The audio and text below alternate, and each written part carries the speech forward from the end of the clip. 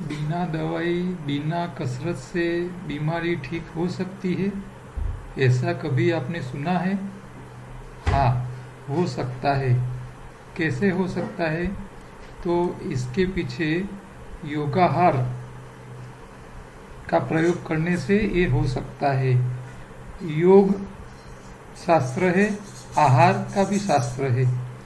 योग शास्त्रों ने बताए हुए आहार की सिस्टम, मतलब नेचुरल डाइट सिस्टम पे रहो आप, तो आप बिना दवाई बिना कसरत से आपकी सारी बीमारी ठीक कर सकते हो। तो इसके बारे में आपको हम समझाने वाले हैं। मेरा नाम राजेश पटेल है। मैं बेसिकली सिविल इंजीनियर हूँ। नेचुरोपैथी की डॉक्टरी की मैंने पढ़ाई की है। फूड एंड न्यूट्रिशन का भी मैंने अभ्यास किया है। और लकुलिश योगा यूनिवर्सिटी अहमदाबाद में है, उसका मैं सर्टिफाइड योगा टीचर हूँ।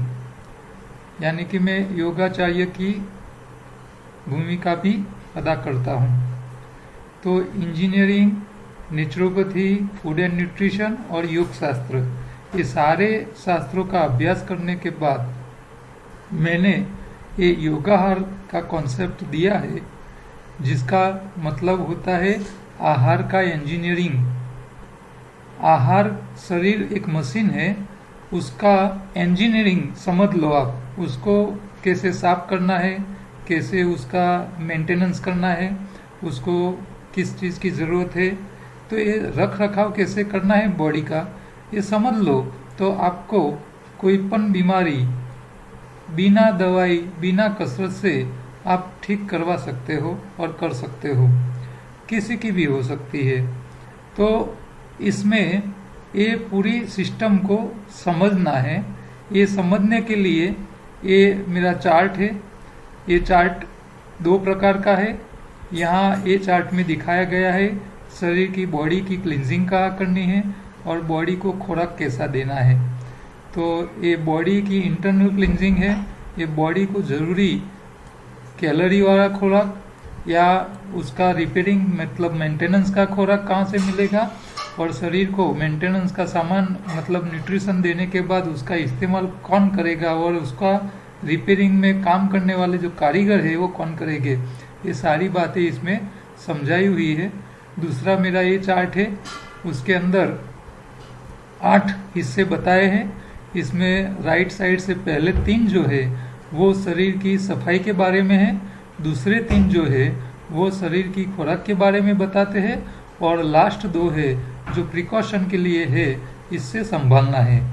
बस ये 8 मुद्दा आप समझ लो तो आप आहार के इंजीनियर बन सकते हो और किसी भी प्रकार की बीमारी आप ठीक कर सकते हो। तो ये समझने के लिए आपको हमारे ये सीरीज में आने वाले सारे वीडियो आपको देखने पड़ेंगे। इसके अगो वाले वीडियो है तो भी आपको देखना है, और बाद में आने वाले सारे वीडियोस भी आपको देखना है। हर वीडियो में हम छोटी छोटी बातें आपको लॉजिक के साथ समझाएंगे, उसका आपको इस्तेमाल करना है और आप आपकी बीमारी ठीक कर सकते हो। अभी तक आपने हमारी योगाहार यूट्यूब चैनल सब्सक्राइब नहीं की है तो सब्सक्राइब कर लीजिए, और नोटिफिकेशन बेल को भी क्लिक करके उसको ऑन रखिए, तो जब भी हम नए कोई वीडियोस मूकेंगे तो आपको पहले उसकी जानकारी मिल जाएगी। हमारा फेसबुक का भी पेज है जिसके ऊपर भी आप लाइक कर सकते हो, और हम फेसबुक के ऊपर भी अलग अलग टॉपिक के ऊपर और अलग अलग मैसेज, काम के मैसेज रखते हैं। तो आप आपके मित्रों को भी शेयर कीजिए और सबको बोलिए कि ये यूट्यूब चैनल देखना रखे। इसके अंदर जितने वीडियोस आ रहे हैं वो पहले सुने, समझ ले, फिर अपनी बीमारी के लिए क्या करना है वो खुद को तय करना है, क्योंकि हर व्यक्ति को अपने हिसाब से देख के, अपने हिसाब से समझ के ही प्रयोग करना है। हर व्यक्ति के लिए प्रयोग का अलग अलग तरीका रहेगा, तो सबको समझना जरूरी है। नमस्कार मित्रों, पिछले वीडियो में हमने हर प्रकार के स्वाद शरीर में कैसा काम करते हैं वो बातें हमने समझी। कि भाई आप मीठी चीज़ खाते हो तो शरीर में कैलोरी देता है, वो मेंटेनेंस का, रिपेयरिंग का कोई काम नहीं करता। आप खट्टी चीज़ खाते हो तो वो सफाई काम करता है। तीखी चीज़ खाते हो तो वायरस को थोड़ा कंट्रोल करते हैं और मुंह में पानी लाने का काम करते हैं। सॉल्टी मतलब खारी चीज़ खाते हो तो मिनरल्स देते हैं और मुंह में पानी लाते हैं। और जब आप कड़वी चीज़ खाते हैं तो वो शरीर में घुसे हुए कोई भी प्रकार के वायरस या बैक्टीरिया को ख़त्म करने का काम करते हैं। तो और तूरा तूरा नहीं खारा है नहीं कड़वा है, दोनों के मिक्स बीच वाला है, तो दोनों का थोड़ा थोड़ा काम करता है। तो हमने ये 6 प्रकार के स्वाद देखे। कोई भी स्वाद शरीर को मेंटेनेंस के लिए उपयोग में नहीं आता है। हाँ, खट्टा है तो सफाई करता है, वो एक फायदा है उसका, सफाई काम होने से शरीर में फायदे होते हैं। लेकिन जो रिपेयरिंग का मटेरियल चाहिए, न्यूट्रिशन, वो कोई टेस्ट में नहीं है। ये बातें हमको याद रखनी है। अब ये जितने स्वाद आप खाते हो, खट्टे तीखे मीठे खारे तुरे कड़वे, उसके ओवरडोज करने से क्या साइड इफेक्ट होते हैं उसके बारे में आज थोड़ी बातें करेंगे।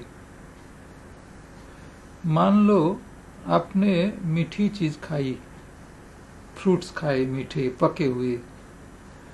अब मीठा है तो मतलब है कार्बोहाइड्रेट से। अब कार्बोहाइड्रेट्स का काम है कैलोरी देने का, शक्ति देने का।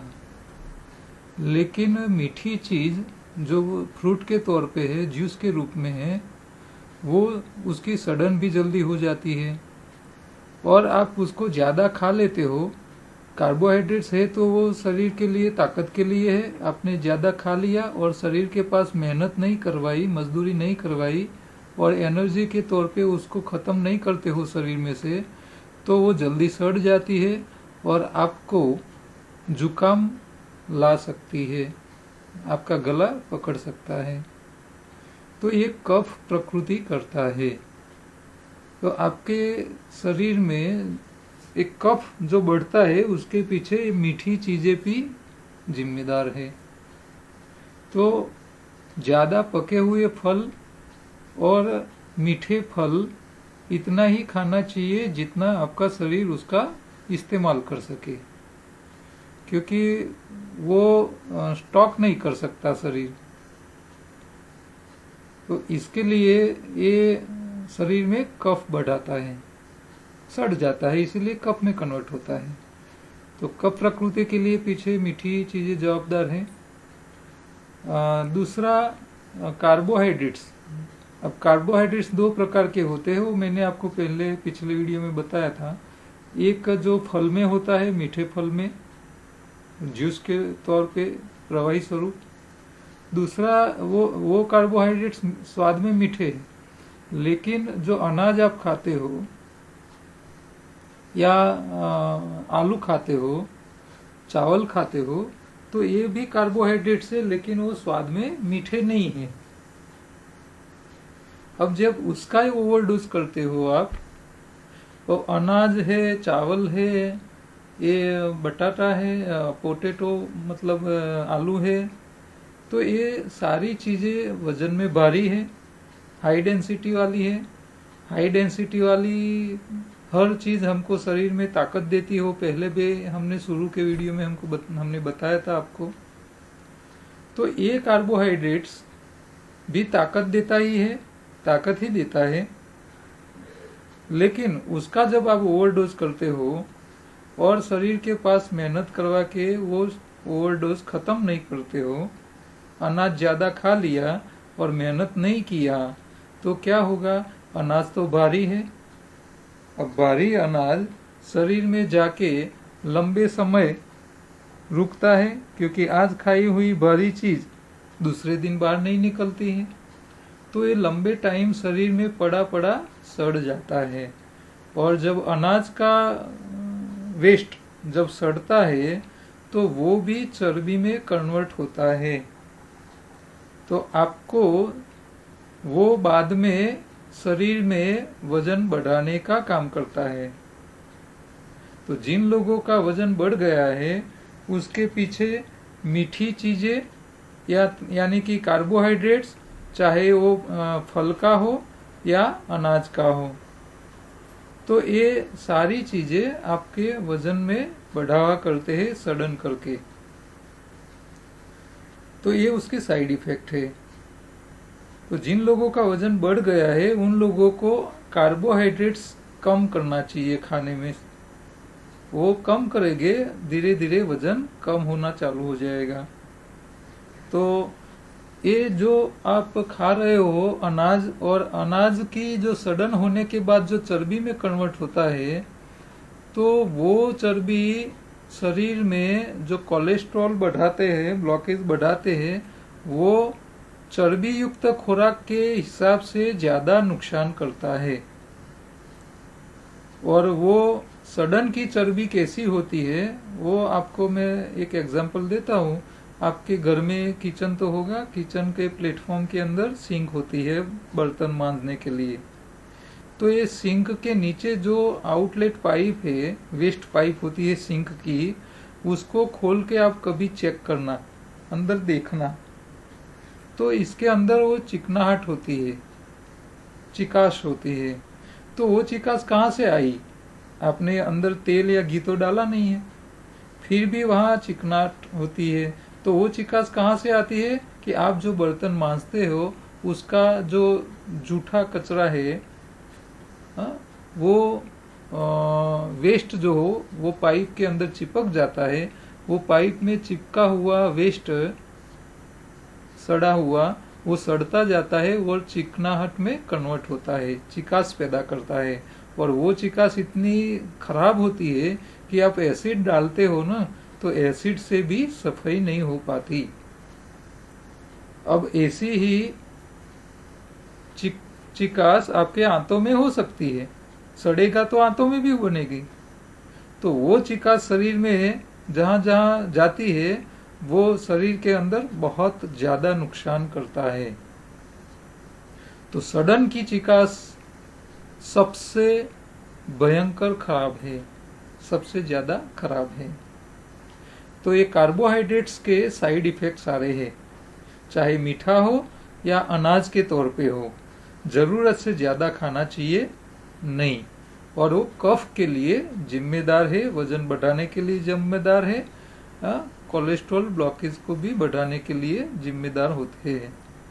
तो इसकी साइड इफेक्ट है। अच्छा, खट्टी चीज क्या करती है? अब खट्टी चीज के बारे में बातें करते हैं। उसका जब ओवरडोज होता है तो आपके शरीर में क्या इफेक्ट्स आते हैं। आप सबको पता होगा कि आप कोई खट्टी चीज खाते हो, नींबू पानी पिया, तो कई लोग फरियाद करते हैं कि घुटनों में या जॉइंट में दर्द बढ़ जाता है, पेन बढ़ जाता है। ये आपने सुना होगा। ज्यादातर लोगों में समस्या है कि भी खट्टी खाई चीज तो जॉइंट्स पकड़ जाते हैं, पेन होता है। तो ये कैसे होता है, क्यों होता है, इसके पीछे का राज क्या है, ये बातें समझना है। तो रियल में यहाँ क्या होता है कि जब आप कोई खट्टी चीज खाते हो तो वो खट्टी चीज आपकी आंतों से आपके खून में जाती है। खून में जाती है तो वो पूरे खून में, पूरे शरीर में घूमता है। अब खट्टी चीज का तो एक ही काम है, सफाई करना और चर्बी को तोड़ना। आप होटल में पंजाबी खाने जाते हो तो लास्ट में आपको हाथ धोने के लिए नींबू पानी का बाउल देते हैं ना। क्यों देते हैं? तो आपकी उंगली को साफ करने के लिए। तो आपकी उंगली के ऊपर चिपकी हुई जो चर्बी है उसको तोड़ने का काम ये खट्टी चीज करती है, नींबू करता है। तो ये जो खट्टा रस, आपने खट्टे फ्रूट खाए हैं, तो आपके शरीर में जो ये खट्टी चीज गई है वो आपके शरीर में जमा पड़ी हुई जो पुरानी चर्बी है उसको तोड़ता है। अब आपकी चमड़ी के नीचे जो थर जमे हुए हैं चर्बी के, जो वजन बढ़ गया है चर्बी से आपके शरीर का, तो वो चर्बी टूटती है, फैट टूटता है, उसके टुकड़े होते हैं। खट्टी चीज उसको तोड़ तोड़ के टुकड़े करता है। अब चर्बी जब टूटती है, उसका एटॉमिक स्ट्रक्चर टूट फूट होता है, तो वो छोटे छोटे टुकड़े आपके खून में घूमना चालू हो जाते हैं। अच्छा, जैसे वो टुकड़े खून में घूमना चालू हो जाता है और हमारे शरीर के अंदर, खून के अंदर सभी प्रकार के वायरस हयाती होते हैं, बैक्टीरिया हयाती होते हैं, क्योंकि हम पकाया खाते हैं तो सड़न करने वाले वायरस तो हो गए ही हमारे आंतों में, सब जगह। आपकी आंख के ऊपर की जो पापड़ है, जो आंख के ऊपर प्रोटेक्शन के लिए हेयर जो है, बाल, उसके मूल में भी लाखों करोड़ों बैक्टीरिया हयात होते हैं। हमारे शरीर के ऊपर सब जगह से आप कहीं से भी चेक करो माइक्रोस्कोप से तो आपको बैक्टीरिया मिलेगी ही। बिना बैक्टीरिया का जीवन ही शक्य नहीं है, उनके साथ ही जीना है। तो हमारी आंतों में, हमारे खून में के अंदर बैक्टीरिया, वायरस हयात होते हैं। जैसे वो चर्बी के टुकड़े खून में आते हैं तो वो चर्बी के टुकड़े को वो वायरस और बैक्टीरिया के लिए वो खाने लायक बन जाते हैं। जो खट्टी चीज खाई थी उन्होंने, जो तोड़े थे, वो टुकड़े वायरस बैक्टीरिया का खुराक बनते हैं। अब उसका एक खुराक बनता है तो क्या होता है कि भी वो उसको खाते हैं, सड़न करते हैं, तो वो बैक्टीरिया, वायरस जब चर्बी खाते हैं तो वो बाय प्रोडक्ट में गैस डेवलप करते हैं और वो गैस खून में बढ़ता है, वो खून में घूमता रहता है और खून की नलिका जहां अपने शरीर के जॉइंट के पास से पसार होती है तो वहां ये वायु जो गैस पैदा हुई थी उसके हिसाब से नलिकाओं में प्रेशर बढ़ता है और प्रेशर के हिसाब से जॉइंट के पास आपको पेन होता है। इसको आयुर्वेद के हिसाब से ये वायु प्रकृति हम बोलते हैं उसको। वायु प्रकृति शरीर में जो बढ़ती है उसका मतलब ये नहीं है कि आपके पेट में गैस हो और आप पीछे से आवाज करके हवा निकालो, वायु निकालो मल मार्ग से, वो वायु प्रकृति नहीं है। वायु प्रकृति मतलब आपके खून में वायु बढ़ा, जो फेफड़ों से नहीं निकल रहा है और खून में बढ़ रहा है, इसको वायु प्रकृति बोलते हैं। रियल में वायु प्रकृति यही है। वो ये वायु प्रकृति को समझने के लिए आपको मैं दूसरा एग्जांपल देता हूँ। आप बटर मिल्क मतलब छाछ, दूध की बनाई हुई दही की छाछ की एक थैली फ्रिज में रखी हुई है, उसको आप निकालो और ये धूप में बाहर दोपहर को खुले में उसको छोड़ दो 2-3 घंटे के लिए। अब धूप में रहेगी तो क्या होगी, वो गर्म होगी तो 2-3 घंटे बाद आप ये थैली, छाछ की थैली को देखोगे तो फूल गई होगी, उसकी साइज बड़ी बन गई होगी। आपको पता है, आपको पता होगा कि ऐसा होता है। तो यहाँ ये छाछ की थैली फूली क्यों? हमने बाहर से तो अंदर हवा भरी नहीं, फिर भी ये फूल जाती है। तो कौन फूलाता है उसको?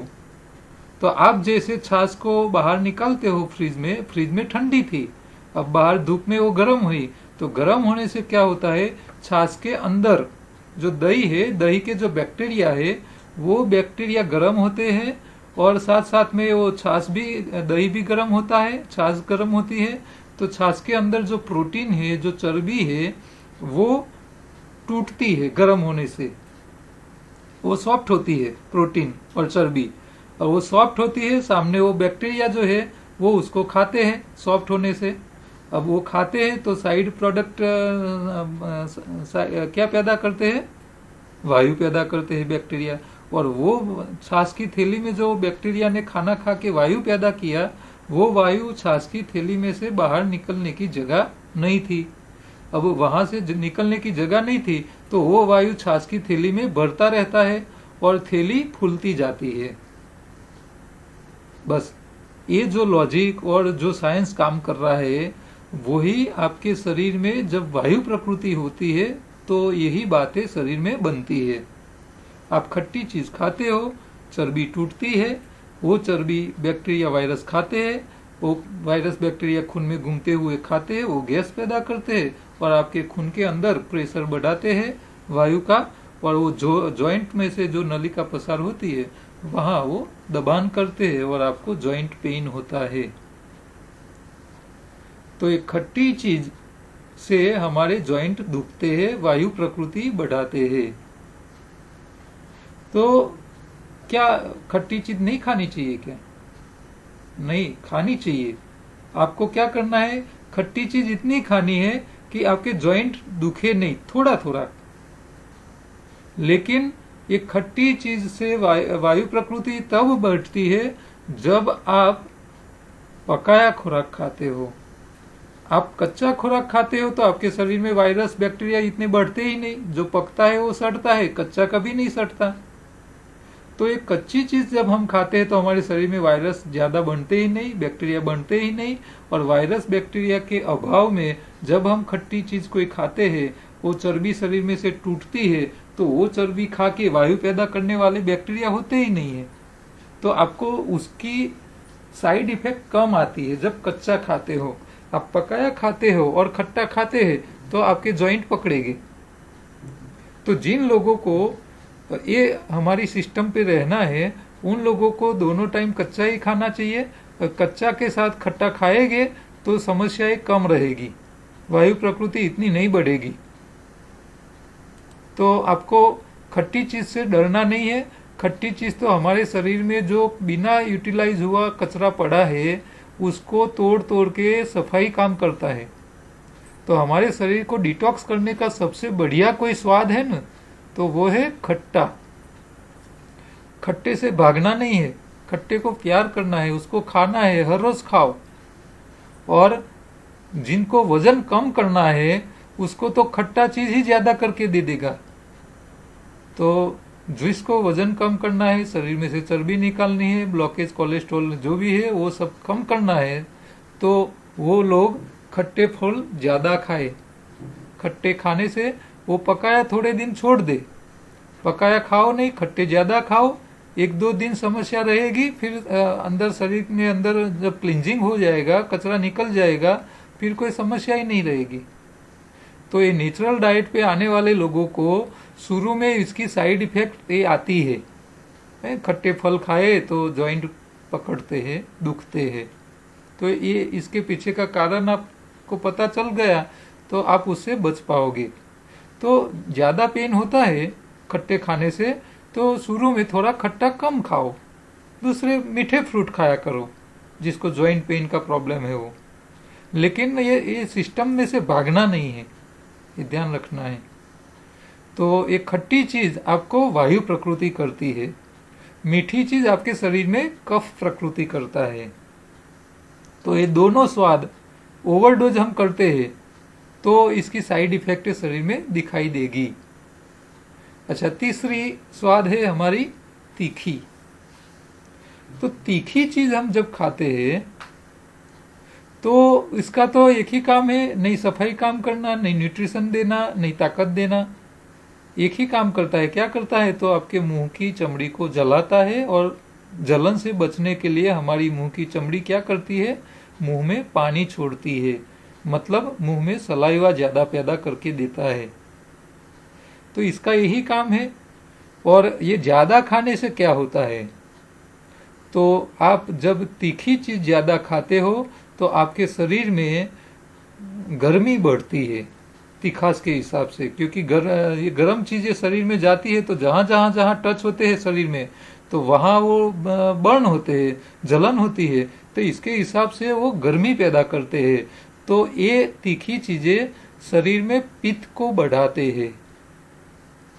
जो लोग ज्यादा गर्म और तीखे मसालेदार खाते हैं उनके शरीर में ही पित्त प्रकृति बनती है, इसके अलावा नहीं होती, उनको ज्यादा ही होती है। स्वभाव भी बदल जाते हैं, तीखे हो जाते हैं स्वभाव, गुस्से वाले बन जाते हैं। तो जो लोग गुस्से वाले स्वभाव के हैं, पित्त प्रकृति वाले हैं, उन लोगों को ये प्रकृति इसीलिए है क्योंकि वो मरी मसाला ज्यादा खाते हैं। ये इसके साइड इफेक्ट है।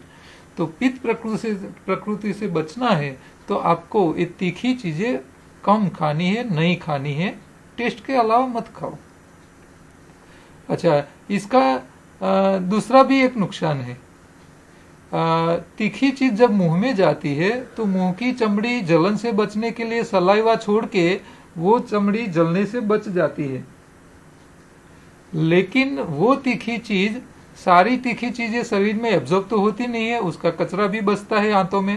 तो वो कचरा, जो बचा हुआ कचरा है, वो छोटी आंत से जब बड़ी आंत में जाता है, और बड़ी आंत में चलते चलते लास्ट पॉइंट पे मल मार्ग से जहां बाहर निकालने की जगह है, वहां थोड़ा यू टर्न जैसा रास्ता है, एकदम सीधा नहीं होता है।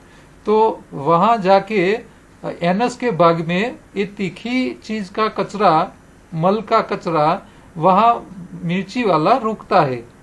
अब मान लो यहाँ 24 घंटा वो मिर्ची वाला कचरा रुकता है, तो वो मल मार्ग के आसपास क्या करती है, चमड़ी को टच होता है, और ये मिर्ची वाला है, तीखा है, तो वो चमड़ी की जो चमड़ी है उसके साथ क्या करती है, जलन करता है। अब जलन होता है तो वो चमड़ी की जो स्किन है एनस के मल मार्ग के आसपास वाली आंतों की, वो वहां तो भगवान ने कोई सलाइवा पैदा करने वाले या जलन से बचने के लिए कोई व्यवस्था की ही नहीं है। वहां तो लाल ग्रंथि होती ही नहीं है, तो वो चमड़ी जल जाती है लंबे समय और मिर्ची वाला मल वहां रुकने से। तो हमारे जो लास्ट पॉइंट है जहां से मल बाहर निकलता है, वहां क्या समस्या पैदा होती है, पाइल्स, उसको पाइल्स की समस्या वहां पैदा होती है। तो ये ऐसे नहीं होती है, जो लोग तीखा खाते हैं उसी को ही ये समस्या आती है पाइल्स की। तो जिन लोगों को पाइल्स की समस्या है, पित्त की समस्या है, वो सब तीखी चीजें खाना कम करे या छोड़ दे, तो इससे बच पाओगे। अच्छा, अब आयुर्वेद ने सारी समस्याओं के पीछे 3 प्रकृति को जिम्मेदार बताया है, ये सबको पता है, कफ, पित्त और वायु। अच्छा, हर व्यक्ति में ये तीनों में से कोई एक प्रकृति है। क्यों है? क्योंकि उसकी आदत ऐसी है, किसी को मीठा ज्यादा खाने की मजा आती है, किसी को खट्टा अच्छा ज्यादा खाता है, और कोई तीखा ज्यादा खाता है। तो वो आपके टेस्ट के ऊपर है, आप ज्यादा जिस चीज की ज्यादा इस्तेमाल करोगे वैसी प्रकृति आपकी शरीर में बनती जाएगी। अच्छा, दूसरे मनुष्य के अलावा दूसरे प्राणियों को क्या प्रकृति होती है, कफ वाले, पित्त वाले या वायु वाले? नहीं, दूसरे नहीं होते, मनुष्य ही है। क्यों मनुष्य है? क्योंकि मनुष्य मजा करता है स्वाद से, तो ये स्वाद जो है वो शरीर में कफ, पित्त, वायु बढ़ाता है। अच्छा, कई लोगों को मिक्स प्रकृति होती है, किसी को कफ पित्त मिक्स होता है, किसी को पित्त और वायु मिक्स होता है, किसी को कफ और वायु मिक्स होता है। तो इसके पीछे भी है आपकी खुराक ही जिम्मेदार है। खुराक में ध्यान रखो, शरीर में प्रकृति बढ़ेगी ही नहीं, और प्रकृति नहीं बढ़ेगी तो बीमारी आने की जगह ही नहीं है। बीमारी आई है तो भी निकल जाएगी, क्योंकि प्रकृति आपकी नॉर्मल हो चुकी है। तो ये नेचुरल डाइट से फायदा क्या है कि भाई आपको ये सारी बातें का पता चल जाता है, कौन सी चीज कौन सी प्रकृति क्रिएट करता है, उसको संभाल के रखो। आपकी प्रकृति आपको पता ही है कि भाई आप कफ वाले हो, पित्त वाले हो, वायु वाले हो। अब आप जैसे हो इसके हिसाब से आपके खुराक में ध्यान रखो, टेस्ट में, क्योंकि हर व्यक्ति की प्रकृति अलग है। तो ये सब बातें उसको अलग से ध्यान रखना पड़ेगा कि किसको कौन सी चीज नहीं खानी चाहिए, कौन सी चीज खाने से क्या होता है, ये उनको पता होना चाहिए, आपको पता होना चाहिए सारी बातें। ठीक है, तो कफ, पित्त और वायु मतलब खट्टा, तीखा और मीठा, ये तीनों स्वाद, मीठा जो है कफ करता है, खट्टा वायु पैदा करता है, और तीखा पित्त प्रकृति बढ़ाता है। तो ये इसकी साइड इफेक्ट है। अच्छा, शरीर में कफ, पित्त, वायु और दूसरा कौन बढ़ाता है? तो दूसरी चीजें होती है जो पकाया भोजन। आप जो भोजन को पकाते हो, जो पकता है वो सड़ता है, वो भी शरीर में कफ, पित्त, वायु को बढ़ावा देते हैं। और तीसरा होता है ये डेयरी प्रोडक्ट्स, गाय भैंस की दूध की सारी प्रोडक्ट्स, शरीर की जैसी प्रकृति, आप दूध पियो, छाछ पियो, दही खाओ, मक्खन खाओ या जो भी खाओ, तो डेयरी प्राणिज पदार्थ आप जब खाते हो, गाय भैंस की दूध की कोई पदार्थ खाते हो, बनावट खाते हो, तो ये डेयरी प्रोडक्ट शरीर में जाने के बाद आपका शरीर का प्रकृति जैसा है, मान लो कोई कफ वाला है, उन्होंने दूध पिया तो उसके शरीर में कफ बढ़ाएगा।